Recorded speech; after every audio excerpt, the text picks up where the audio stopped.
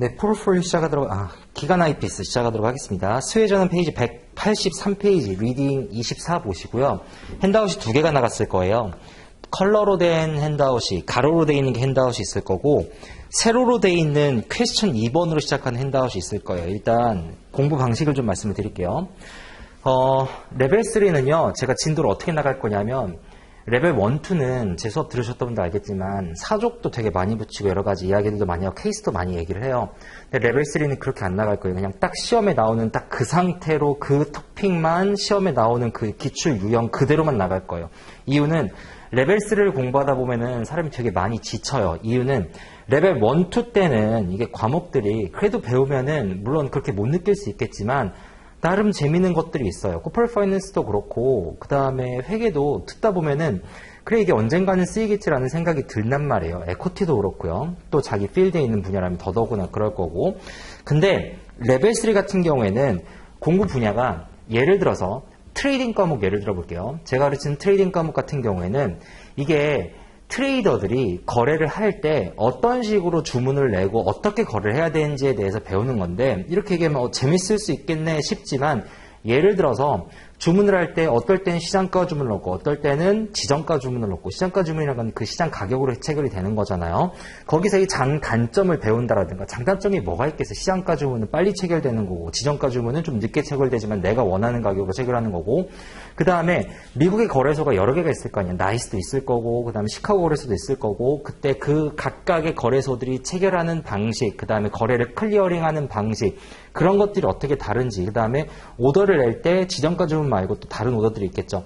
이런 것들의 장단점을 끊임없이 배우는데 내가 트레이더도 아닌데 브로커들의 종류를 외운다라든가 예를 들어 나이스에서 객장에 있는 브로커들 있잖아요. 그런 브로커들의 종류를 외운다라든가 이런 것들이 막상 내가 그 시장에서 일할 게 아닌데 되게 나한테 동떨어진 얘기처럼 들릴 수가 있다고요. 예를 들어 비헤비얼 파이낸스 같은 것들을 배우고 있다 보면 느낌 어떤지 아시잖아요. 그죠? 배웠는데 뭘 배웠는지 기억이 안 나요. 이게 굉장히 뜬구름 잡는 것 같은 얘기들이 많단 말이에요. IPS도 역시 마찬가지예요. IPS를 배우긴 하지만 이 IPS를 작성하는 것 자체가 굉장히 특정 섹터에 국한된 일이기 때문에 특히나 개인 IPS 작성하는 것들 이게 시험에서 굉장히 많은 포션을 차지하긴 하는데 내가 이거를 과연 쓸까에 대해서 내가 끊임없이 생각을 해보게 된다고요. 내가 이걸 과연 쓸 수 있을까에 대해서. 그래서 레벨 3 공부를 좀 오래 하다 보면 사람이 어떻게 되냐면 공부는 되게 오랜 시간 했어요. 이미 레벨 1이랑 2를 하면서 죄송한데 에어컨 좀 조금만 세게 틀어줄래요? 레벨 1, 2를 공부하면서 이미 긴 시간 공부를 했는데 레벨 3예요. 근데 1, 2 때 배웠던 거 하나도 안 써요. 그리고 레벨 3에서 과목이 새로 들어오는데 새로 들어오는 과목이 되게 애매모호한 거예요. 배우면은 느낌도 이상하고 배웠는데 배운 것 같지도 않고 근데 배운 것 같지도 않은데 에세이까지 나온대요. 그럼 나중엔 사람이 어떻게 되냐면 지친다고요. 심적으로 굉장히 피곤해요. 근데 제가 공부했던 기준으로 말씀을 드리면은 레벨 3가 레벨 2보다 양이 한 20% 정도 적어요. 레벨 2가 한 100 정도 되면 제가 생각했을 때 레벨 3 같은 경우는 한 75에서 80 정도면은 딱 그 분량이 맞다고요. 근데 그게 아는 사람 기준으로 얘기를 하는 거고 모르는 사람 입장에서는 이게 되게 애매모호한 컨셉들이 많아요. 제가 진도를 나가면서 이거 되게 애매모호하죠 라고 얘기를 할 거예요. 그럼 이따가 한번 들어보세요. 그게 얼마나 애매모호한 개념인지. 예를 들어서 지금 IPS 작성하는데 IPS 한 요소가 텍스예요. 그러면은 커리큘럼북에서는 텍스에 대해서 굉장히 장황하게 설명을 한다고요. 그런데 잘 보세요. 국내세법에 대해서도 솔직히 여러분들 중에 국내세법 중에 아는 사람 얼마나 되겠어요. 회계사 아니고 세무사 아니고 잘 모른다고요. 그런데 글로벌리하게 그 텍스에 대해서 장황하게 설명을 한다. 아무 의미 없거든요. 그거 다 날려버리면 되는 거예요. 그래서 그런 것들이 굉장히 많기 때문에 진도를 나갈 때는 저는 기본적으로는 수혜주의로 나가는 게 역시 레벨 3도 맞다라고 생각을 해요. 근데 레벨 3에서 수혜주의로 나가는데 커리큘럼을 봐야 되는 몇몇 과목들이 있을 거예요. 그건 강사들이 찝어주시겠죠. 근데 기간 IPS는 아니에요. 지금 여러분들이 배우고 있는. 기간 IPS는 커리큘럼 볼 필요 없고요. 대신에 공부를 하실 때 이 전체적인 요령이라고 하면은 수혜저를 보시는데 저도 재수를 했거든요. 레벨 3 때. 제가 1년차 때 실수했던 게 그거예요. 공부를 하면서 뭐가 에세이로 나올지 모르니까 에세이로 나올 만한 것들을 제가 그냥 공부를 하면서 스스로 그냥 여기다가 책에다 막 정리를 했어요. 계속 공부를 하면서 비주얼 파이낸스에서 어떤 용어가 나오면은 우리 그냥 에세이라고 하면은 일단 그 용어의 definement, 그러니까 definition부터 외워야 되잖아요. 그죠? 정의부터 외워야 되니까 definition 외우고 장단점 외우고 어떻게 쓰는지 외우고 그래서 외우니까 공부하다 나중에 진짜 너무 지쳤는데 결국 레벨 3 때 떨어졌죠. 그리고 재수할 때 그때는 공부하시기를 조금 바꿨어요. 기존에 나와 있던 기출문제들을 다 프린트를 했어요. 그리고 토픽별로 분류를 했거든요. 그 토픽별로 분류가 돼요. 그렇게 분류하는 게 핸드아웃 잠깐만 가보시겠어요? 핸드아웃 1페이지 가보시면요. 핸드아웃이랑 기출문제 구별할게요. 이게 핸드아웃이에요. 가로로 되어 있는 게 핸드아웃이에요. 핸드아웃 보시라면 그거 보시면 돼요. 핸드아웃 1페이지를 보시면요. 왼쪽 아래에 제가 IPS 에세이 토픽을 몰아놨어요. 이게 2019년인가요? 2019년도 이후로는 지금 IPS 문제가 공개가 되질 않아요. 기간 IPS 문제가. 기간 IPS 문제가 아니라 에세이 문제가 공개가 되지 않죠. 그 이전까지는 공개가 됐었고. 그런데 여기 지금 보시면요. Return Objective, Risk Objective, Constraints 이 모든 것들에서 매년 반복되는 토픽들이 있다고요. 그 반복되는 그 부분만 정확하게 봐주시면 돼요. 에세이로는. 무슨 얘기냐면 에세이라고 해서 우리나라에서 에세이 쓰는 것처럼 자기 주장을 담아가지고 어떤 거를 쓰는 게 아니라 그냥 단답식 문제예요. 그게 에세이라고 얘기를 하는 거예요. 계산 문제도 심지어 에세이로 나와요. 그럼 계산 문제는 그냥 우리가 풀면 되는 거 아니에요. 그죠? 그러니까 그런 것들이 에세이로 나오는데 나왔던 토픽에서 반복돼서 나와요. 그래서 레벨 2, 레벨 3 때 제가 재수를 할 때 공부를 어떻게 했었냐면 토픽별로 이거를 다 과목별로 분류를 했었어요. 그리고 그 기간 IPS의 에세이 문제를 풀 때 그 커리큘럼북과 스웨저에 있는 내용을 읽고서 그 부분에 해당되는 기출문제를 보면서 에세이는 이렇게 나오는구나 제가 덧붙여서 나가면서 풀었었다고요. 무슨 얘기냐면 객관식은 스웨저로 충분히 커버가 돼요. 근데 에세이가 걱정이 되죠. 커리큘럼북 보실 거 없고 에세이를 기존에 풀었던 그 기출문제들을 쭉 출력을 하세요. 2004년부터 2018년도까지 있을 거예요. 근데 실질적으로 여러분들한테 도움이 되는 건 아마 한 2009년도 이후 정도이지 않을까 싶어요. 2009년 정도 때 커리큘럼이 한 번 바뀌거든요. 아마 7, 8, 9년도쯤에 한 번 바뀌었던 걸로 기억해요. 그 다음에 최근에 이제 커리큘럼이 한 번 또 바뀌었어요. 그래서 2019년도, 20년도에 바뀌었는데 그때 바뀌었던 이후로 내용은 많이 바뀌었지만 기존의 기출문제를 쓸 수 있는 것들이 되게 많고 실제로 그렇게 문제가 나와요. 그래서 제가 생각하기에는 2008, 9년도에 한번 커리큘럼 바뀌었다고 했잖아요.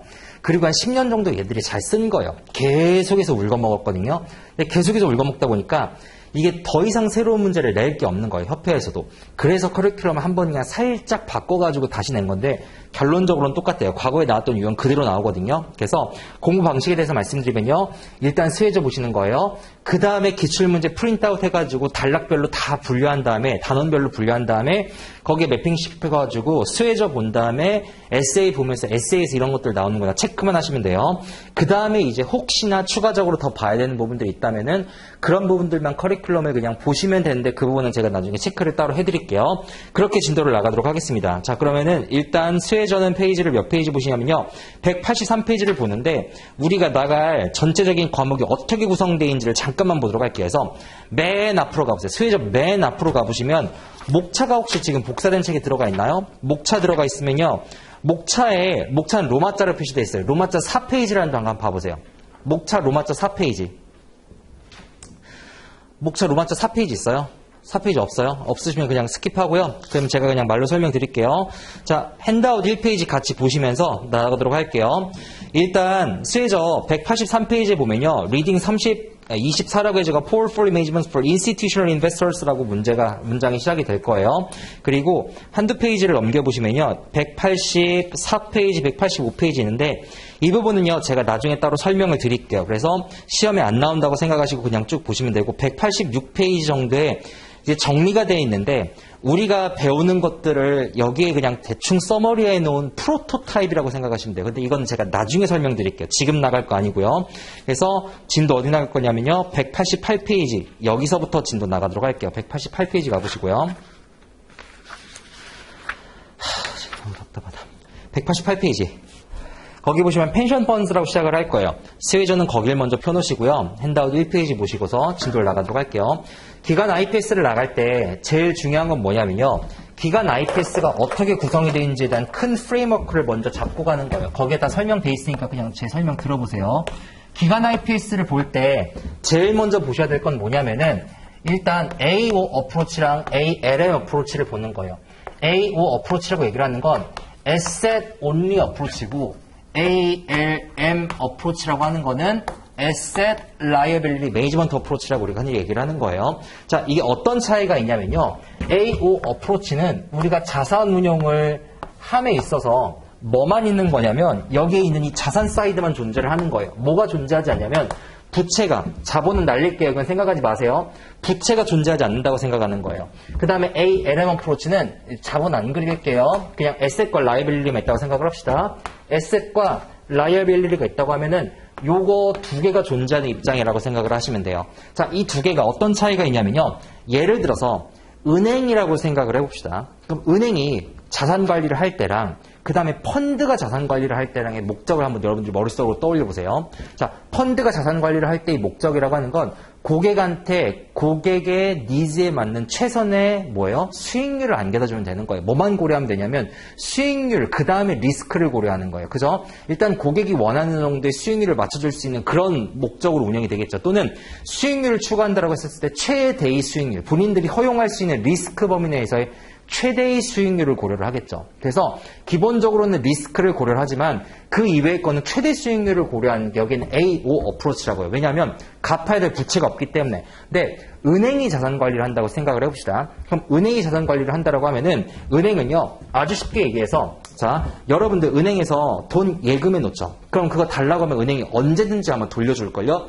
뭘로 갖고 있을 거냐면 여기에 있는 부채 항목으로 은행은 그 돈을 갖고 있다고요. 부채를 갖고 있어요. 달라고 하면 언제든지 주는 거니까. 그런데 은행이 부채를 그걸 갖고 있는데 여러분들이 달라면 언제든지 돌려줘야 되는 거니까. 근데 은행도 수익을 추구해야 될 거 아니에요. 그럼 은행은 단기로 자금을 조달해가지고 어떤 상품에 투자를 해야 되냐면 수익률을 높여야 될 거 아니에요. 장기로 투자를 해야 된다고요. 자, 단기로 자금을 조달해서 왜냐면 달라면 여러분들 언제든지 돌려받을 수 있어야 되니까 단기 부채로 가져와가지고 장기로 투자를 해야 된다고요. 그럼 여기서 괴리가 생기죠. 장기는요, 투자를 해놨다가 중간에 뺄 수가 없어요. 대신에 수익률이 일반적으로 조금 더 높겠죠. 그럼 단기로 가져와가지고 장기를 투자하는데 그런데 뭐가 생기겠어요? 여기 디스매칭이 생기게 되니까 에러가 생기겠죠. 그럼 여기에서 뭐가 생기게 되냐면요. 이 미스매치에 대해서 어떻게 완화시키는가에 대한 고려가 당연히 들어가야 될 거고 근데 그 베이스라인은 뭐냐면 이 부채를 갚을 정도의 능력은 항상 보유를 하고 있어야 된다는 거예요. 자, 펀드는 그런 거 없잖아요. 그죠? 펀드는 자기가 갖고 있는 자산을 가지고 최대로 맥시마이즈 리턴을 하면 되는 거고 여기 같은 경우에는 부채를 갚기 위해서 그 자산이 존재하는 거라고요. 보험사도 역시 마찬가지예요. 보험사도 여러분들이 보험금을 납입을 하면 그 돈이 어디에 꽂혀 있을 거냐면 부채에 꽂혀 있을 거라고요. 그럼 여러분들이 내가 다쳤어요. 내가 죽었어요. 보험금 달라면 언제든지 애들이 줄 거 아니에요. 그죠? 보험금 달라고 하면 언제든지 애들이 그 돈을 갚아줄 거라고. 이 자산의 운영 목적은 보험금을 잘 갚기 위해서 존재하는 거죠. 즉 존재 목적 자체가 이 라이애빌리티를 갚기 위해서 존재하는 게 ALM 어프로치의 목적이에요. 이 모든 것들이 나중에는 어느 정도까지 달라지냐면요. 얘는 수익률을 추구함에 있어서 나중에 배울 거예요. 최대 수익률을 추구하게 돼 있어요. 자기가 테이킹할 수 있는 리스크 범위 내에서의 최대 수익률. 근데 ALM 같은 경우에는 리스크 범위 내에서의 최대 수익률은 관심이 없어요. 관심이 없다는 것보다는 프라이머리 오브젝티브 아니에요. 주된 목적이 아니라 첫 번째 목적은 뭐냐면 이 부채를 갚기 위한 수익률을 내는 게 목적이에요. 즉 부채를 갚기 위해서 예를 들어서 최대 수익률을 추구할 수가 있고 조금 낮지만 이 부채를 더 만족시킬 수 있는 수익률을 추구할 수 있는 상품이 있어요. 예를 들어 구채 같은 것들. 내가 100만 원, 100만 원, 100만 원을 1년, 2년, 3년 후에 받을 수가 있어요. 받아야 돼요. 고객한테 줘야 돼요. 그러면 국채에다가 1년짜리, 2년짜리, 3년짜리로 넣어놓게 되면 1년, 2년, 3년에 안정적으로 원금이자 나오겠죠. 그럼 ALM 같은 경우에는 그 어프로치를 채택한다고요. 부채를 더 안전하게 갚을 수 있는 방법을 채택하는 게 ALM 어프로치예요. 그래서 여기랑 여기에 따라서 운영 방식이 달라지게 돼요. 수익률만 달라질까요? 리스크도 달라져요. 리스크도 AO 어프로치는 그냥 한번 들어보세요. 여러분들 기존의 포트폴리오 티어리에서 내가 리스크 있는 자산을 우리 포트폴리오에 편입시킬 때 어떤 자산을 편입시킨다라고 아마 얘기를 했을 거냐면요. 첫 번째는 아마 이런 자산이었을 거예요. 스탠다드 디비에이션이 일단 기본적으로 낮아야 돼요. 무슨 얘기예요? 리스크가 낮은 거. 대신에 expected return이 높은 거죠. 즉 샤프 레이쇼가 높은 거. 두 번째는 이 포트폴리오의 자산을 포함시킬 때 우리가 기존에 갖고 있던 자산군과 서로 다른 자산군을 포함시킬 거 아니에요. 그럼 그 두 자산군 사이의 코릴레이션이 낮아야 되겠죠. 무슨 얘기냐면 우리가 주식을 갖고 있으면 왜 부동산을 포함을 시키려고 하냐면은 두 개 사이의 자산군의 성격이 다르다고 보는 거거든요. 한쪽이 내려갈 때 한쪽이 올라갈 수 있어야 포트폴리오 티어리에 베네핏이 생기는 거 아니에요. 그래서 자산군을 포함을 시킬 때 얘는 기존 자산군과의 코릴레이션이 낮은 애를 포함을 시킨다고요. 그런데 얘는요, 자산군에 포함을 시킬 때 자, 이 자산은 왜 존재해요? 부채를 갚기 위해 존재한다고요. 부채를 갚기 위해 존재하기 때문에 코릴레이션 관점으로 봤을 때 얘는 신규 자산이 기존 자산과 코릴레이션이 낮은 애들로 포함을 시켰다면 얘는 신규 자산을 포함을 시킬 때 기존의 부채랑 코릴레이션이 높은 애를 매칭을 시켜야 된다고요. 완전 방향이 달라지는 거예요. 아시겠죠? 그래서 AO랑 ALM에 큰 줄기가 있다고 일단 여기서부터 개념을 잡고 들어가야 돼요. 그럼 AO에는 어떤 애들이 있고 ALM에 어떤 것들이 있냐? ALM에는 방금 전에 제가 말씀드렸던 뱅크 배울 거예요. 세 번째 시간에. 보험사도 여기에 들어가요. 인슈런스 컴퍼니, 라이프 인슈런스, 프로퍼티 앤 캐주얼티 인슈런스, 화재보험, 생명보험 이쪽에 들어가요. 또 뭐 또 들어가냐면 DB 펜션 플랜. 퇴직연금. 자, 생각해보세요. 국민연금이 펑크난데요. 펑크가 나도 세금으로 메워주겠죠. 수급자들이 있으니까. 그래요. 그분들한테 퇴직연금으로 메꿔준단 말이에요. 부채가 정리됐다고요. 그래서 메꿔준다고요. 자산의 존재 목적 자체가 뭐냐면 이 부채를 메꿔주기 위해서 존재를 하는 거예요. 이게 ALM이고요. 그럼 AO 어프로치는 어떠냐? AO 어프로치는 거기에 있는 것처럼 파운데이션과 인다우먼트. 파운데이션은 재단이고요. 인다우먼트는 기금이에요. 재단과 기금의 차이는 나중에 다시 말씀드리겠지만 재단은 아주 쉽게 얘기해서 어떤 기업이라든가 부자분이 어떻게 하는 거냐면 자신의 재산을 헌납해서 특수 목적을 위해 사용해달라고 재단을 설립하는 거고, 기금은 그와는 반대로 기관이 있어요. 연관된, 예를 들어 하버드 대학교, 예일 대학교 같은, 또는 병원 또는 박물관, 이런 애들이 기금을 조성을 해서 본인들의 교육 사업이라든가 본인들의 복지 사업에 다시 쓸 목적으로. 재단은요, 예를 들어 빌 앤 멜린다 게이츠 재단이 있다라고 하면은 이혼하겠네요. 맞나요? 이혼한다고 했죠. 그죠? 빌 앤 멜린다 게이츠 재단이 있다라고 하면은 이분들이 뭐를 만들어요? 재단을 만든다고요. 근데 이 재단에서 만든 돈을 다시 본인들한테 귀속시키지 않는데, 기금 같은 경우에는 기금에서 운영된 수익을 다시 본인들한테 귀속시킨다고요. 그 정도 차이만 있지만 어쨌든 똑같이 운영된다는 건 똑같고요. 그래서 이 두 개의 차이가 있을 거고, 오늘은 뭘 배울 거냐면 요거 먼저 배울 거예요. 그 다음에 다음 시간에 요걸 배울 거고요. 그 다음 시간에 요거 배워가지고 한 3시간에서 4시간 정도에 마무리할 거예요. 자, DB 펜션 플랜만 배울 거라고 생각을 하시고요. 그 내용이 밑에 있고, 그 다음 IPS SA라고 있죠? 그 SA 밑에 보시면 Return Objective, Risk Objective, Constraints, 추가 시험법 이렇게 쭉 있을 건데, 자, 개인 IPS 혹시 배우셨어요? 개인 IPS 아직 진도 안 나갔어요? 개인 IPS랑 비교를 해서 한번 보면요. 안 배웠으니까 비교를 할 수가 없겠네. 그러면은 일단 IPS 우리 레벨 1, 2 때 잠깐 배웠었잖아요. 그죠? IPS 관점에서 생각을 해봅시다. IPS에서 IPS의 구성이라고 하면요. 리턴 오브젝티브가 있고요. 리스크 오브젝티브가 있고요. 세 번째 컨스트레인트 제약 조건이 있어요. 이걸 한 장으로 만든 게 IPS잖아요. IPS 즉 투자 정책서, 투자 성명서는 뭐냐면 고객이 처한 상황이 현재 이런데 이 사람의 상황을 고려해서 그 사람이 또는 그 기관이 어느 정도의 수익률을 목표를 할 수 있는지에 대한 그 목표 수익률, 그 다음 목표 수익률은 퍼센테이지에 대한 개념이니까 뭐가 들어가야 되냐면 내가 자산을 어느 정도 보유하고 있는지에 대한 개념이 들어가야 된다고요. 그게 리스크죠. 내가 이 정도까지 리스크를 테이킹할 수 있는데 그 리스크를 테이킹할 수 있는 범위 내에서 어느 정도의 리턴을 내가 추가할 수 있는지, 그 다음 마지막으로 제약 조건. 이 모든 상황에서 어떤 제약 조건들이 있냐면 레벨 1, 2 때 배웠던 거 한번 생각해 보세요. 첫 번째가 뭐냐면 거기 있는 것처럼 리퀴디티, 유동성에 대한 제약이 있겠죠. 예를 들어서 우리 자녀가 대학에 다음 달에 들어가요. 그래서 학자금을 대줘야 돼요. 또는 우리가 결혼해요. 그래서 결혼자금을 대줘야 돼요. 그래서 내가 그걸 불려주겠다고 경마장에 가서 경마를 해요. 그건 아니잖아요. 그죠? 현금으로 보유를 하고 있어야 된다고요. 그 부분은. 그러면은 우리가 롱텀으로 자산운용을 한다라고 했었을 때 이 부분은 현금으로 따로 빼놓고 나머지를 갖고 자산운용을 해야 되겠죠. 그런 리퀴디티에 대한 니즈가 높을수록 제약 조건이 커지게 되겠죠. 또 뭐가 있을 수 있냐면요. 타임 호라이즌이 있을 거예요. 시간적인 제약 조건이 있을 거예요. 무슨 얘기냐면 예를 들어서 오래 사신 분과 젊으신 분을 봤었을 때 젊은 사람들이 일반적으로 리스크를 테이킹할 수 있는 기회 자체가 많잖아요. 왜냐하면 손실이 나도 나중에 회복할 수가 있으니까. 반면에 나이 드신 분들은 반면에 리스크 톨러런스가 낮아지겠죠. 무슨 얘기예요? 타임이 짧아질수록 제약사항들이 많아진다고요. 이건 기관도 역시 마찬가지예요. 여기에다가 나중에 그것들을 적용을 할 거예요. 자, 인슈런스나 뱅크나 파운데이션이나 인다우먼트 같은 것들은 기본적으로 아주 오래 가는 것들을 가정하지만 펜션 플랜 같은 경우에는 물론 이것도 기업이 영속한다라고 하면은 가정할 수 있지만 어떤 기업 같은 경우에는 자, 이제 퇴직연금은 여기까지만 운영할 거야 라고 해서 제약을 둘 수도 있다고요. 그래요? 그러면은 이 제약이 있는 퇴직연금 같은 경우에는 시간이 지나면서 퇴직자의 비중은 늘어날 거고 재직자의 비중은 낮아질 거라고요. 퇴직자의 비중이 높아질수록 금액으로 지불해야 되는 돈이 높아지다 보니까 뭐가 늘어날 거냐면 리케이티디즈가 높아지겠죠. 그럼 이 사람들 같은 경우에는 갈수록 내가 내보내야 되는 현금이 많아지게 되는 거니까 운영이 힘들어질 거라고. 이런 것들을 고려를 이제 앞으로 하게 되는 거예요. 대략적으로 지금 개괄적인 내용 설명드리는 거예요. 그 다음에 텍스도 있을 거라고요. 세금적인 이슈. 좀 세금적인 이슈가 당연히 크죠. 기관들이기 때문에 시간 세금적인 것도 고려해야 될 거고 개인들도 당연히 고려해야 될 거고요. 그 다음에 거기 있는 것처럼 legal and regulatory issue. 법적인 제약 조건들이 있을 수가 있어요. 예를 들어서 이슬람 같은 경우에는 이자 수치가 금지되어 있어요. 율법상. 그러면은 이것들을 우리가 짤 때는 투자에 대한 안을 짤 때는 이자를 못 받으니까 뭘로 받아야 되냐면 배당금 형태로 받아야 되거든요. 그래서 스쿠크 채권이라는 특별한 형태를 만들어가지고 배당금으로 투자 수익을 공유하게 만든다고요.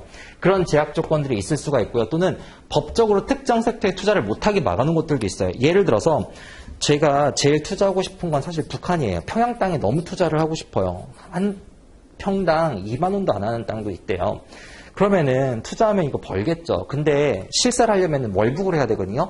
못한다고요. 법적으로 제약이 있는 그런 것들도 투자를 못하는 제약 조건에 포함이 될 수 있어요. 또는 뭣도 있을 수 있냐면 거기 있는 것처럼 unique circumstances도 있어요. 아주 특이한 것들이 있다고요. 특이한 니즈들. 이 특이한 니즈들은 어떤 것들이 있냐면 예를 들어서 하버드나 예일 기금 같은 경우에는 본인들이 대학교다 보니까 어떤 데에는 투자하지 말라라고 이렇게 제약 조건을 놓은 데가 있어요. 예를 들어 포르노그래피 만드는 회사라든가 또는 아이들 노동력 착취하는 스웨트샵이라든가 무기 만드는데 암스트링 컴퍼니라는 이런 데라든가 또는 화학물, 케미컬 만드는 화학물질 회사들이라든가 이런 데들 같은 경우는 투자를 못하게 제약 조건을 둔다고요. 이런 특이한 제약 조건들을 다 한데 뭉뚱그려 가지고 이제 우리가 이렇게 투자를 할 거예요라고 만든 게 IPS거든요. 이제 그리고 우리 IPS를 작성하는 거잖아요. 이 IPS의 관점에서 AO 어프로치랑 ALM 어프로치를 봤을 때 이것도 또 나눠지게 되는 거예요. 무슨 얘기냐면 자, 에셋 온리 같은 경우에는 여기에서 뭐가 중요하게 여기실 거냐면요. 자산밖에 없잖아요. 그럼 자산밖에 없기 때문에 AO 어프로치에서는 리턴 오브젝티브를 더 중요하게 생각할 거라고요. 왜? 수익률을 극대화해야 되는 거니까. 그런데 반면에 ALM 어프로치 생각을 해볼게요. 내가 갚아야 될 돈이 있어요. 부채를 갚기 위해서 내가 자산 운용을 할 거라고요. 물론 수익률을 극대화해가지고 갚는다는 생각도 가능은 한데 주된 목적은 그게 아니라 이 비익글이 형성된 목적 자체가 부채를 갚기 위해서 형성이 된 거라고요. 최초의 태동 자체가. 그래서 부채를 갚기 위한 자산 운용을 하는 거고 부채를 갚기 위한 수익률을 추정하는 게 얘들의 목적 자체예요. 그러다 보니까 제일 중요한 게 뭐냐면은 여기에 있는 얘들 입장에서는 리스크를 관리해 주는 거고 제약 조건들을 관리해 주는 거예요. 그래서 공부를 하실 때도 포커스가 어디로 맞춰줘야 되냐면은 얘들을 공부할 때는 이쪽으로 포커스를 맞춰줘야 돼요. 지금 기출문제 잠깐만 핸드아웃 1페이지 봐보세요. 핸드아웃 1페이지. 핸드아웃 1페이지를 봐보시면은 잘 보세요. 리턴에 대해서 물어볼 때보다 리스크에 대해서 물어볼 때가 배는 많죠.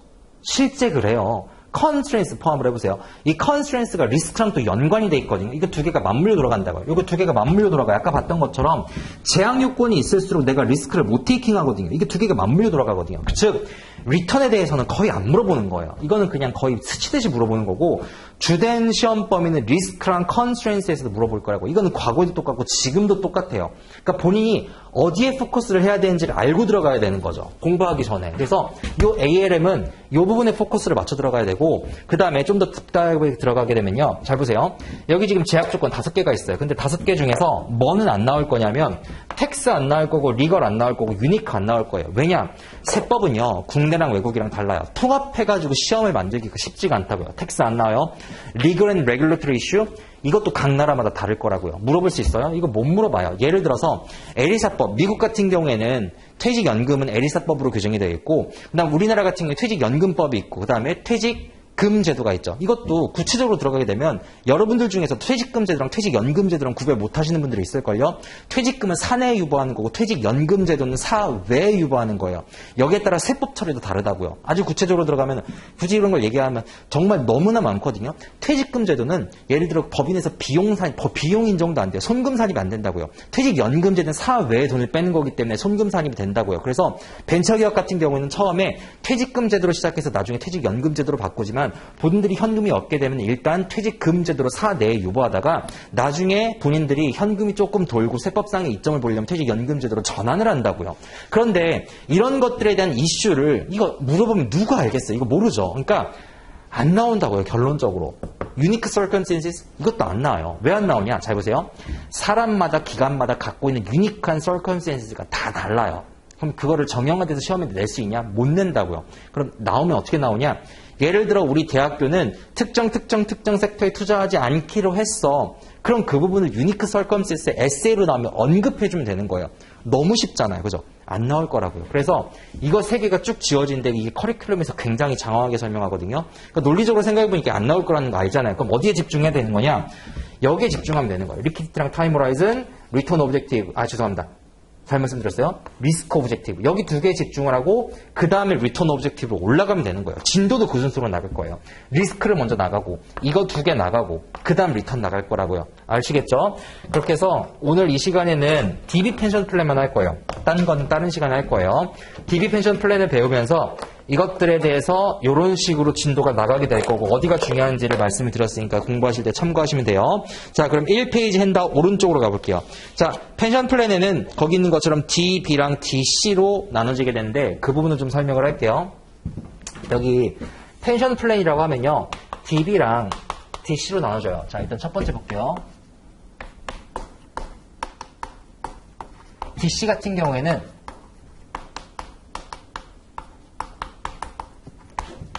Defined Contribution Plan이라고 해서 우리가 확정 기여형이라고 얘기를 하죠. 두 번째, DB 플랜 같은 경우에는 Defined Plan이라고 그래요. 이건 확정 무슨 얘기라고 하냐면 확정 급여형이라고 얘기를 해요. 퇴직연금의 기본적인 구조는 똑같아요. 누가 존재하냐면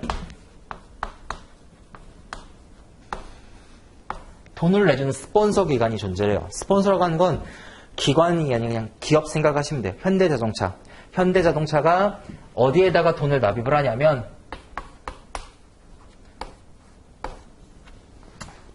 네, 퇴직 플랜에다가 우리 펜션 플랜 연금에다가 이거를 납입을 해줘요. 그럼 여기서 운영을 해가지고 누구한테 이 돈을 뿌리게 되냐면 인플로이한테 뿌리게 되는 거예요. 이 구조는 똑같아요. 얘들도. 스폰서 기관이 존재하고 플랜이 존재하고 이거를 인플로이한테 뿌리게 되겠죠.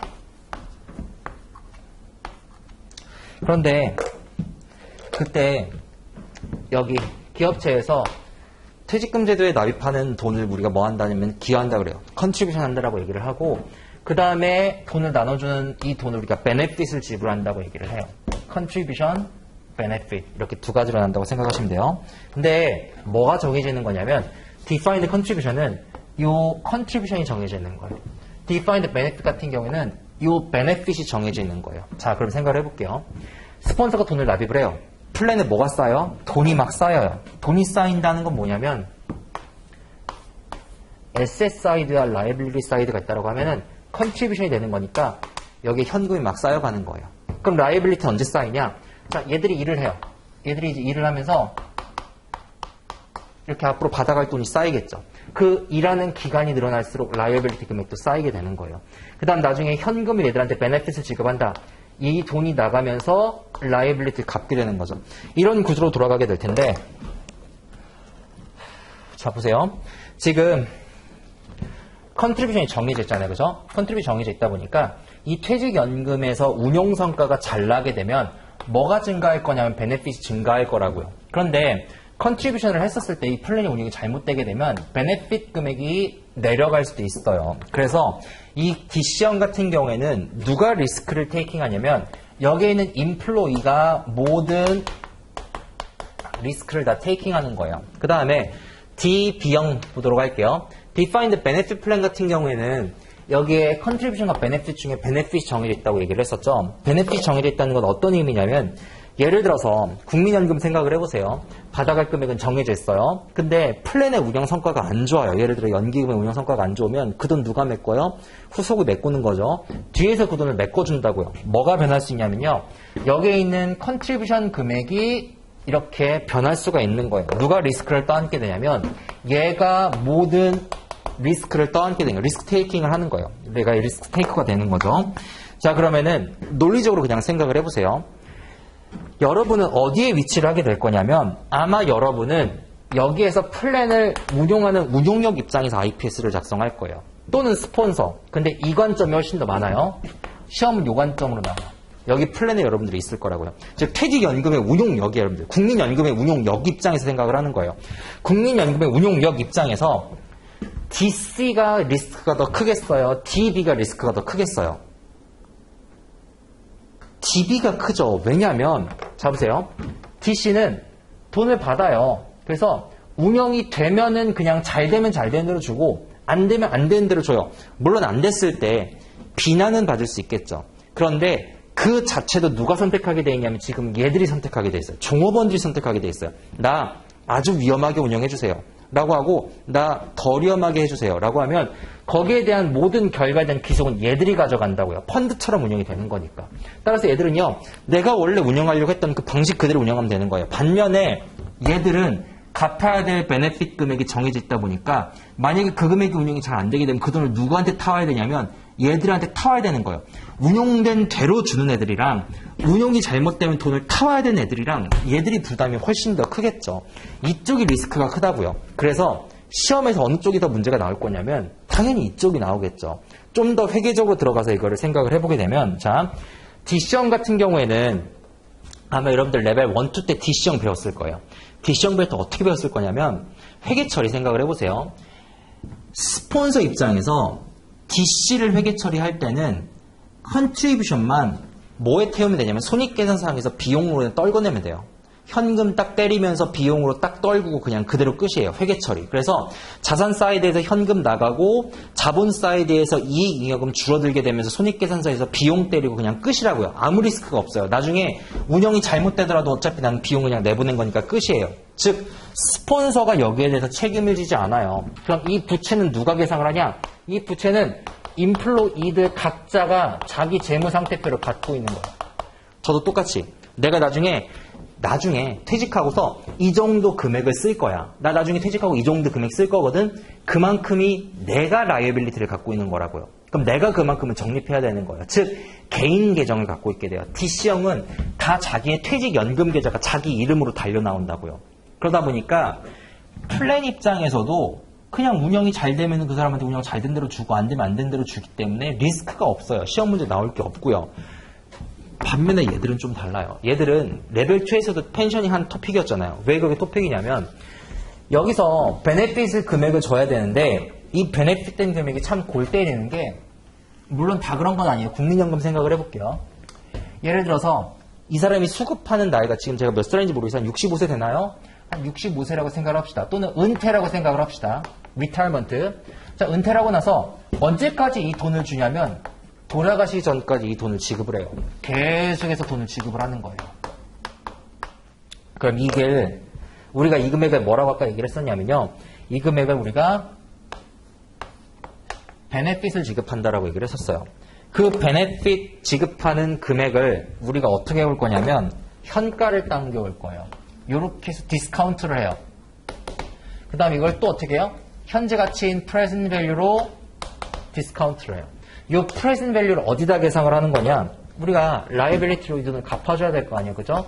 asset과 liability가 있으면 여기에 이 present value liability PVO라고 제가 쓸게요. 이건 나중에 설명드리고 이 liability 금액을 여기다가 계상을 할 거라고요. 얘가 일할 때마다 이 수치가 쭉 올라가요.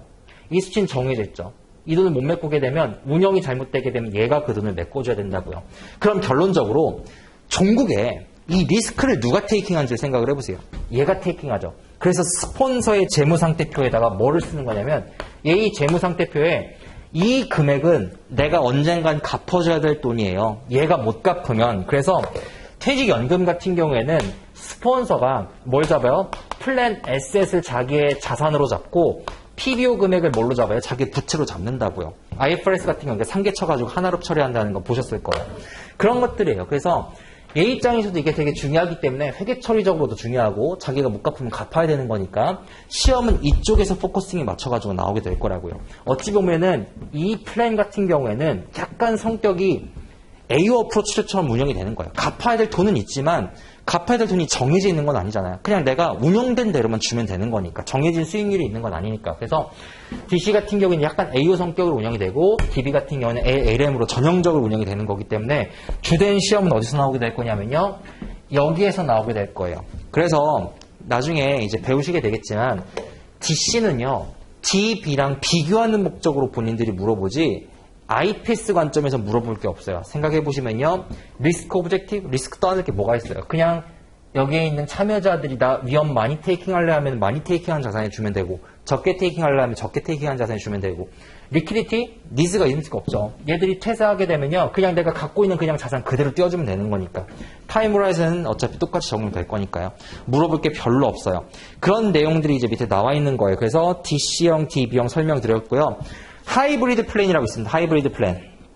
이 하이브리드 플랜은 건 어떤 거냐면 DB랑 DC가 섞여 있는 거라고 생각을 하시면 돼요. DB랑 DC가 섞여 있는 거예요. 대표적인 이그젬플이 캐시 밸런스 플랜이라고 되어 있는데 자 이건 기본적으로 DB 플랜이에요. 근데 자 나중에 비교해드리겠지만 DB랑 DC랑 있을 때의 장점을 들라 각각에 하면은 DC 플랜에서의 대표적인 장점이 뭐냐면 거기에 있는 포터빌리티예요. 무슨 얘기냐면 잘 보세요. 여러분이 이직을 했어요. 삼성에 있다가 현대로 이직을 했어요. 또는 여러분이 우리나라에서 살다가 외국으로 나가요. 시민권을 받아가지고. 그래서 국적을 바꾼다고 생각을 해봐요. 퇴직연금 관점에서 생각을 해보게 되면 전자가 훨씬 쉬워요. 무슨 얘기냐면 내가 삼성전자를 다니다가 현대자동차로 이직을 했어요. 그러면은 어차피 퇴직연금은 내 이름으로 돼 있거든요. 그러면은 내가 1년 일했으면 삼성전자에서 나한테 퇴직금을 불입을 해줄 거란 말이에요. 근데 이제는 어떻게 하냐면 현대자동차한테 나 직장 옮겼고 1년 됐거든. 너 이제 내 계좌로 네가 나한테 불입해줘. 불입해주는 누구만 바뀌냐면 스폰서만 바뀌는 것뿐이에요. 내 계좌는 내가 그대로 갖고 있다고요. 그래서 얘들은 이동이 되게 쉬워요. 직장의 포터빌리티가. 근데 얘들 생각을 해볼게요. 국민연금은요. 여러분 이름으로 된 계좌가 없어요. 여러분들 얼마를 불입했고 앞으로 얼마를 받을 수 있을 건지가 계산만 될 뿐이지 딱 그게 여러분들 이름의 계좌로 따로 떨어져 있는 건 아니잖아요. 그죠? 그럼 나중에 받을 때 뭐 하셔야 되냐면 정산하셔야 된다고요. 정산. 내가 얼마를 받을지를. 그럼 여러분들이 이제 극단적으로 그런 경우도 있다고 하잖아요. 외국 시민권 받아가지고 외국에다가 연금 납부하는 경우도 있다고 하잖아요. 외국에다가 연금을 이제 여러분들 납부하려고 시민권을 옮긴다고 생각을 해봐요. 그럼 우리나라한테 더 이상 시민권에 대한 돈을 안 내야 되니까 그 부분은 정산받아가지고 지금 그거를 다 돌려받아야 된다고요. 돌려받아서 계산해야 되겠죠. 그 다음에 이제 저쪽 나라에다가 다시 불입을 하는 거예요. 즉 포터빌리티 자체가 좋지가 못해요. 계좌를 뜯어오는 게 아니라 내 몫을 떼어오는 개념인 거니까. 그런데 하이브리드 플랜 같은 경우에는 기본적으로 DB 플랜인데 개인적인 어카운트가 다 달려있는 거예요. 거기다가 불입을 해주는 거죠. 그 정도 차이만 있을 뿐이에요. 그래서 최소한의 퇴직급여가 정해져 있고 대신에 기업이 적립금을 운영한다는 점에서 DB랑 비슷하지만 근로자별로 가상계좌가 설정된다는 점에서 DC형이랑 비슷하다는 것 정도만 체크하고 넘어가시면 돼요. 자, 여기까지 하고 수혜자 잠깐만 볼게요. 수혜자 몇 페이지 가실 거냐면요. 188페이지 가볼게요. 188페이지 가시면요. 자, 거기 왼쪽 맨 아래 보시면요. 모듈 24.2 펜션 펀드의 메인 features and mission이라고 되어 있을 거예요. 네 번째 줄이 DB 플랜이라고 되어 있죠. Define the benefit in which a plan sponsor defines the benefit. DB는요, benefit이 정해졌어요. That will be paid to beneficiaries on retirements in the future. And define contribution plan in which contributions to the plan assets today are defined. DC형은 내가 오늘 contribution 해야 되는 금액 자체가 정해져 있고요. But there is no guarantee of ultimate benefits paid to the beneficiaries. 앞으로 내가 종국적으로 benefit이 얼마가 나가야 되는지에 대해서는 정해지지 않는 거고요. 그 다음 189페이지 가볼게요. Define the benefit과 Define the contribution plan이 있어요. DB와 DC. Define the benefit 같은 경우에 한번 이렇게 쭉 읽어보시면 되고 중요한 거는 하나, 둘, 셋, 네 번째 줄 가보시면요. 자, investment risk faced by the sponsor. 누가 저기 taking 하는 거냐면 이거 스폰서가 taking 하는 거예요. 반면에 DC 같은 경우는 faced by beneficiary가 돼 있죠. 그 다음 밑에 mortality, longevity risk 볼게요. mortality라고 하는 거는 조기 사망 리스크예요. longevity risk는 오래 사는 리스크예요. 자, 조기 사망하게 되면 일단 생각해보고 조기 사망하게 되면 어쨌든 베네피셔리 입장에서는 우리 가족이 조기 사망하게 되면 그거에 대한 리스크를 내가 떠안게 되는 거니까요. 대신에 오래 살게 되면 defined benefit 같은 경우에는 너무 오래 살게 되면 이 금액이 커지게 되는 거니까 그거를 스폰서가 떠안게 될 거라고요. 그런 구조로 접근하시면 돼요.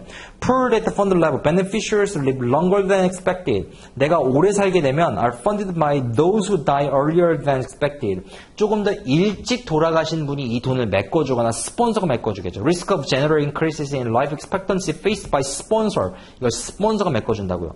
자, 반면에 DC형 같은 경우에는 employee faces the longevity risk. 오래 살게 되면 of outliving their own savings. 누가 이걸 테이킹해요? 네, 얘가 자체로 테이킹하는 거예요. 어차피 내가 운영된 자산 자체는 페이스가 딱 실링이 정해져 있기 때문에 천장이 정해져 있기 때문에 인플로이가 테이킹하는 거라고요.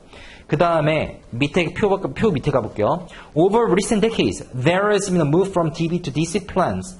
그럼 DB에서 DC로 옮겨가겠죠. 맞아요. 이게 무슨 얘기냐면 기업들 입장에서 미국의 뭐 3대 자동차가 퇴직연금 때문에 망했다는 게 그냥 나온 얘기가 아니라 요즘 기대수명이 막 100세네 120세네 계속 얘기가 나오잖아요. 그죠? 기대수명 자체가 높아진다라고 하니까 기대수명이 높아진다는 건 뭘 의미해요? 네, DB 플랜을 썼을 때는 진짜 플랜과 스폰서가 죽어나는 거예요. 그래서 갚아줘야 될 돈이 기하급수적으로 늘어나는 거니까 결론적으로 따지게 되면 DB에서 DC로 최근 플랜 같은 경우에는 거의 90% 이상이 DC로 구성된다고 생각하시면 돼요.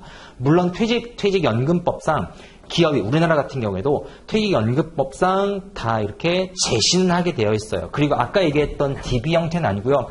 죽을 때까지 주는 건 아니고 그냥 운영된 상태에서 이거를 정해져가지고 주는 그런 형태인데 어쨌든 국민연금 같은 DB는 아니지만 그럼에도 불구하고 지금 현재는 다 DC형으로 가입하게 돼 있어요. 가입하게 돼 있는 건 정해져 있는 건 아니고 거의 90% 이상이 DC예요.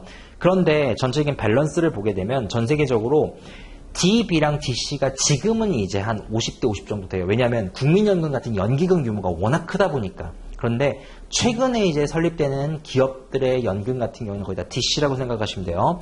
Over recent decades, there has been a move from DB plans to DC plans driven by the plan sponsors' preference for lower financial risk.